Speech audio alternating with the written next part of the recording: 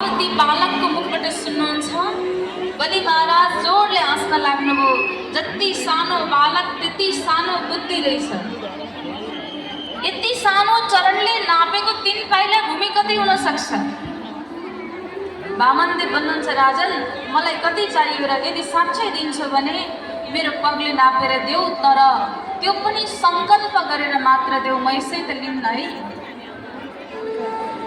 बलि महाराज खुसी हुनु बोला, ठीक छ हजुरको यही इच्छा छ भने अवश्य म प्रदान गर्छु। जल लिएर आउनुभयो। पत्नीको साथमा संकल्प गर्न लाग्दा गुरु शुक्राचार्य आएर रोक्नुहुन्छ। अरे बलि, जसलाई तिमी आज भूमि दान गर्दैछौ यी कोही सामान्य व्यक्ति होइनन्, यी त साक्षात नारायण हुन्, तिमीलाई छल गर्न आएका छन्। जब यो कुरा सुन्नुभयो बलि महाराज झन् गदगद हुनुभयो। आहा, आजसम्म प्रभुलाई कसले भूमि दान गरे होला? ठिक छ, यदि नारायण नै हुन् भने पनि म दान गर्नको लागि तयार छु। शुक्राचार्य गुरु सम्झाउनुहुन्छ, अरे बलि तिमी सम्झ बुझ, पहिले पनि सर्वस्व यिनले सबै देवताहरूलाई छल गरेर अमृत पिलाए, अब फेरि तिम्रो सर्वस्व लिन आएका छन्, भयो भन्देऊ म दान गर्न सक्दिनँ। तर बलिले जिद गर्नुभयो। तब त्यति बेला शुक्राचार्य गुरुलाई लाग्यो कि अब यिनले दान दिन्छन् नि भने करुवाको टोटीमा गएर बस्दिन्छु, जल झर्दैन, संकल्प कसरी गर्छन् हेरौँ। गएर करुवाको टोटीमा गएर बस्दिनु भएछ गुरु शुक्राचार्य। यता संकल्प गर्न लाग्दा जल झरेन।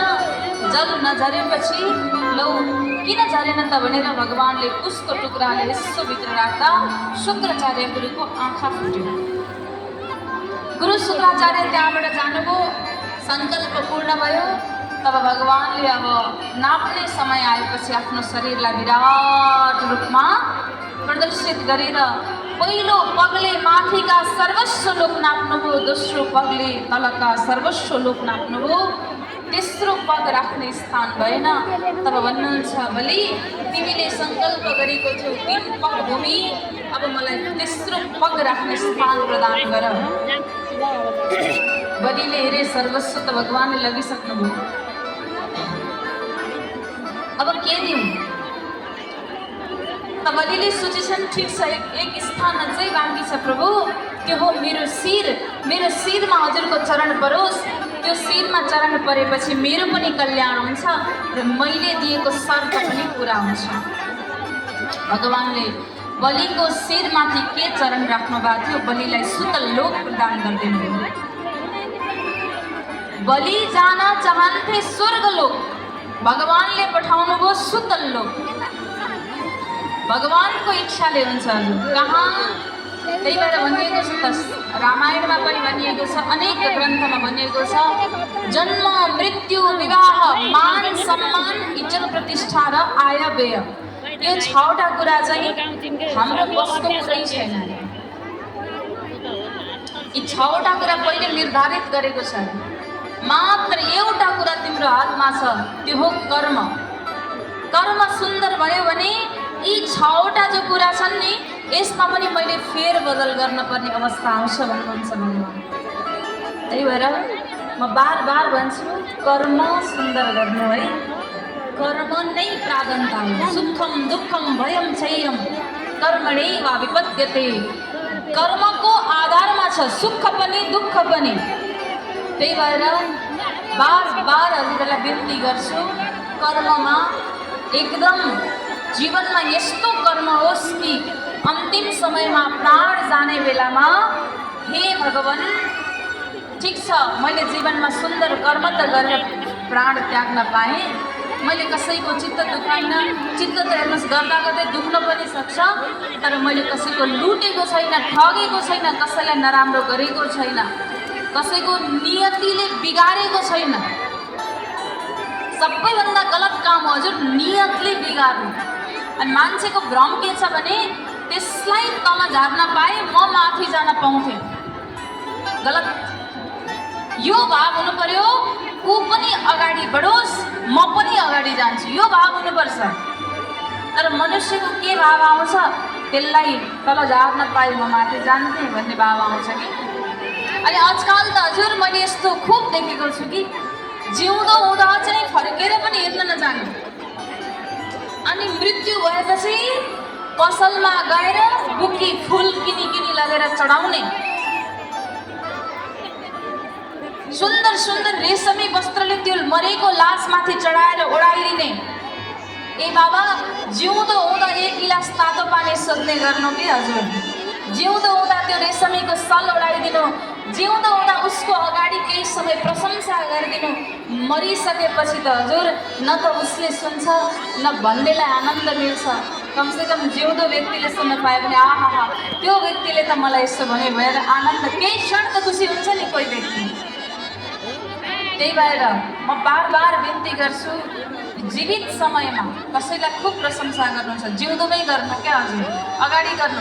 अच्छा, एउटा कुरा बताउनु त, यो पटक जसलाई काका भन्दै हुनुहुन्छ, यो पटक जसलाई काकी भन्नुहुन्छ, अर्को जन्ममा भन्न पाइएला हजुर?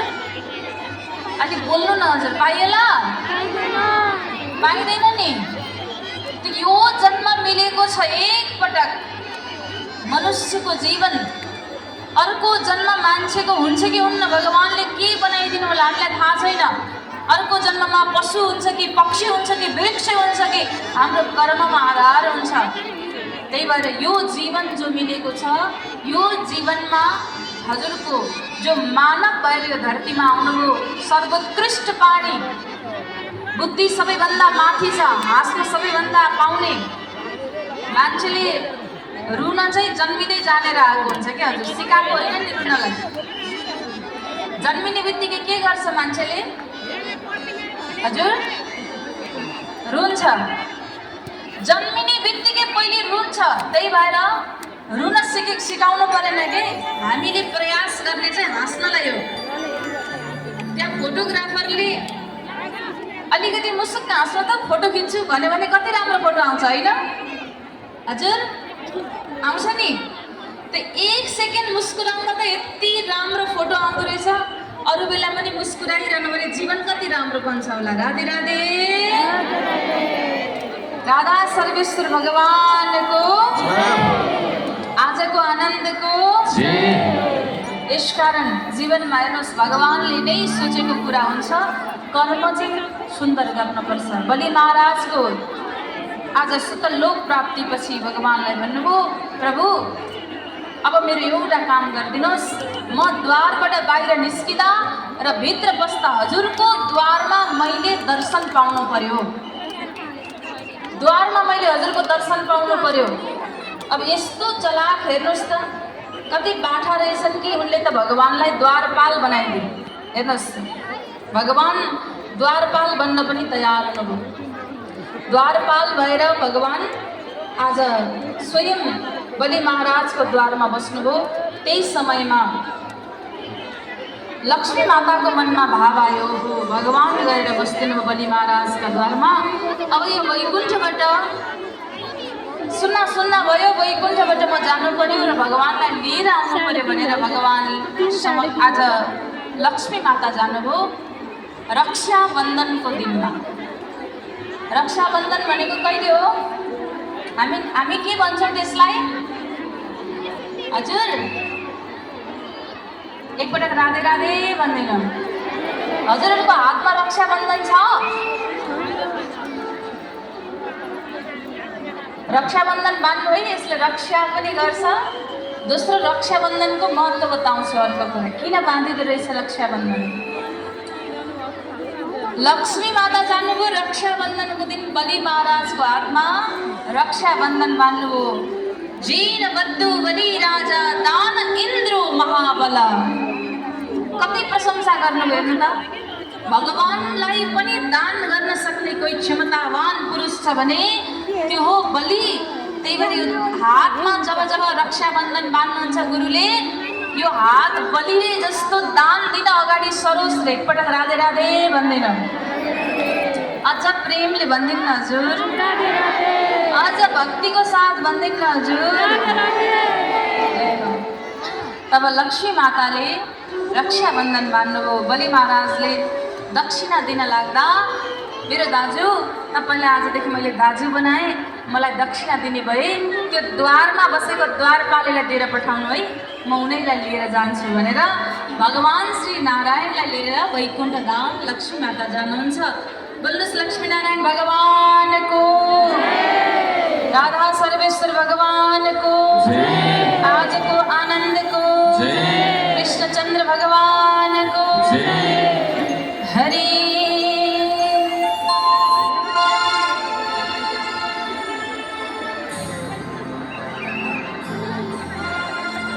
यो पनि हरिको, त्यो पनि हरिको, सारा संसार हरिको, म पनि हरिको।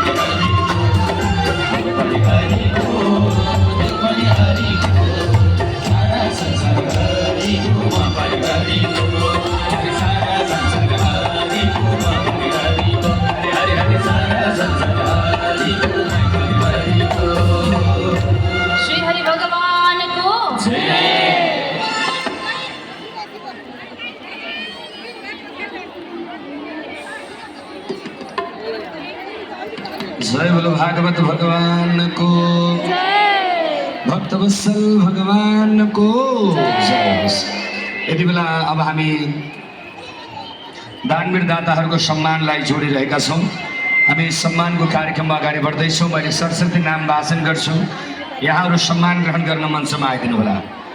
सहकारी अभियन्ता जिल्ला सहकारी सङ्घ पाल्पाका अध्यक्ष श्री भूपति पाण्डेज्यू हाम्रो बिचमा हुनुहुन्छ। उहाँलाई जोरदार तालीका साथमा सम्मान ग्रहण गर्न, आसन ग्रहण गर्न मञ्चमा आइदिनु होला। श्रीनगर यातायात व्यवसाय कम्पनी प्रणालीबाट सञ्चालक श्री भविन्द्र गौतमजी हुनुहुन्छ।